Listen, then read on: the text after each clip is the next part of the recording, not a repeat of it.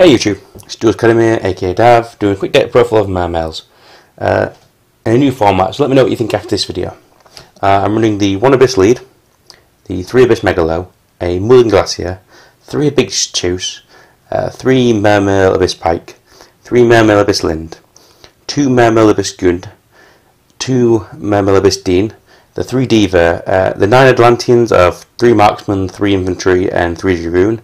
Onto the spells, I'm running Reborn, Darkhold, Heavy Storm, Avarice, the 3 Salvage, and then the traps I'm running are 3 Sphere, 2 Torrential, and 2 Abyss Corn. It's a 44 card deck, I believe, and I went 5-0 on Sunday at Locals, and I went won the top 2 as well. My matchups were round 1 I played against Ashley, who was running the new Fire Fists.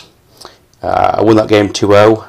He misplayed with the Fire King, thinking it would negate Abyss Lind's effect, which allowed me to gain momentum.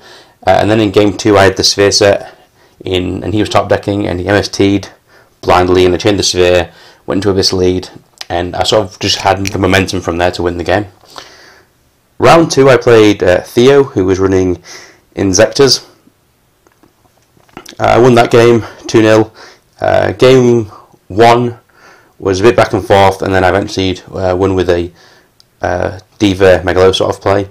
And then in game 2 I opened 2 Megalo, an Abyss Gund and 2 Dragoons, and I ended my field with 3 Megalos and playing Avarice and moving Glacier and all the broken stuff. It pretty much was unfair on Theo, but that's Yu-Gi-Oh! Sometimes. And then in round 3, I played... Who did I play round 3? I played Liam, who was also running Mermails. Unfortunately, playing Liam in round 3, his Mermail deck isn't completely... He's missing Megalos and things. And Megalo was just the key factor. It just gave me that more power and more aggression. Moving on, I played Craig in round 4, who was running Wind-Ups. That was a 2-1 win to me again. The first game was literally me stalling, him stalling, me stalling, him stalling until we got our combo pieces. And in the grind matchup with Wind-Ups, he was just losing more card advantage than he could keep up with. And in the end of the day, that didn't go well. Game 2, he opened Dim Fissure, Magician Shark into Shockmaster, and then set 3.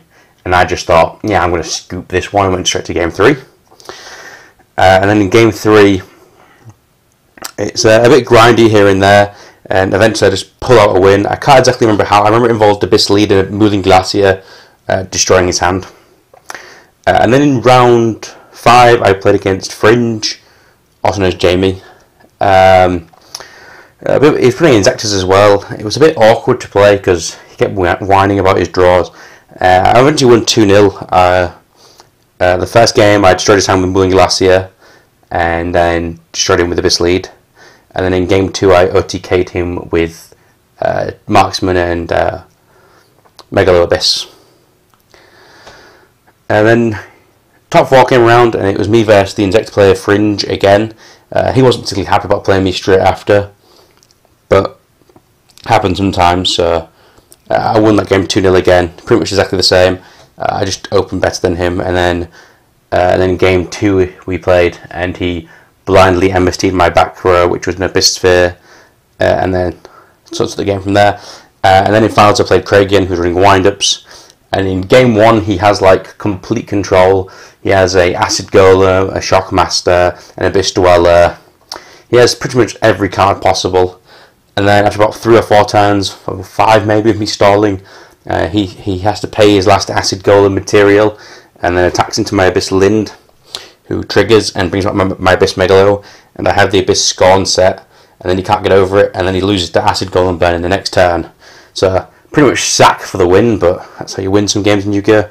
And then in game 3, I seem to start really well, and then just keep the momentum going, and Craig can't keep up, and then he makes a last-ditch play to go for the a rat play to get Magician back to reveal the shark.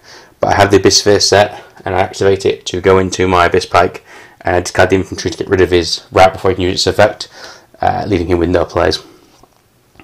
and then I won the tournament. As for the deck itself, a few of the choices. Megalo is like the main boss monster. He sort of like, he opens up the Atlantean trigger effects. He enables a lot of the OTKs the deck can do. And he's also level 7, the other boss monsters to make the good rank 7s you need to make, like Big Eye and Mermail Abyss guys. Abyss lead, it's good, but I kept opening up with it, and discarding 3 seems really bad. Getting its effect to rip the cards from their hand is it's so good, but at the same time it just feels dead a lot, so I don't feel like running more than 1 is optimal at all.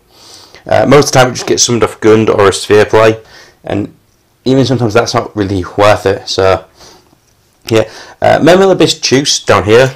This is like really good all day.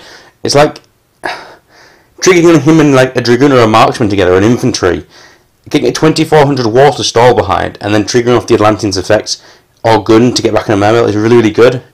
Stall time 1 with 2400 defense, which is pretty big. Then next turn, use them as an Exceed fodder to create an Abyss Guise or something, and then just sort of get momentum from there and keep going. It was really good all day. Abyss Gund, I was completely shocked by how good this card is. I wish I'd run it before the new set came out to test it a bit more, but like with the new boss monsters, it's just like discarding it in a Megalo. It just creates so much advantage. It's like at one point I had a Megalo in hand, and I discarded it and an infantry to summon the Megalo, but he summoned warned my Megalo, so the Abyss Gund activated in my graveyard and brought back the Megalo he had solemn warninged, which was like, it just sort of happened every time. It's such a good card. And then the other new card was Abyss Dean.